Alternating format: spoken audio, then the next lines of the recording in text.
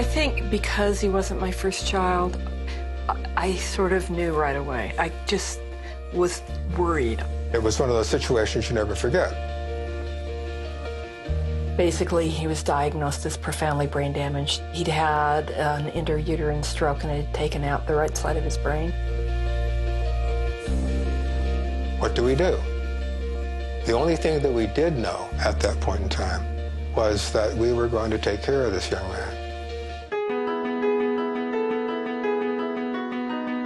You know, there's a really wide range of disabilities. Most children with intellectual impairments really are not visibly apparent in any way.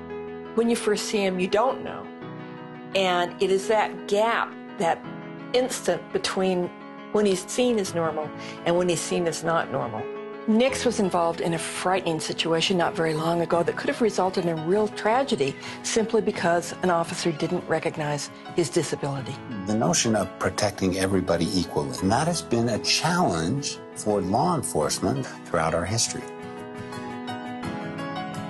There's a real need for training so they can differentiate between a bad guy's going to grab their gun and shoot them from somebody having an epileptic seizure, or someone on the autism spectrum is having a meltdown because they're in sensory overload. If professionals don't understand or if they misjudge, that's when real harm can come to these kids.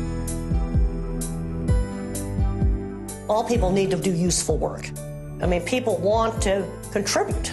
Integrating people with disabilities into the community, having them go to the movies, go out to eat, working jobs, all it does is enhance everybody's experience. That diversity is what makes us interesting.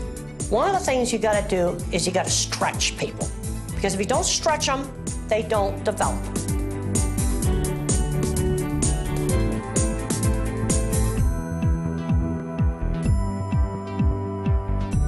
I think one of the major problems is the inability to conceive what people with these invisible disabilities have to contribute to society.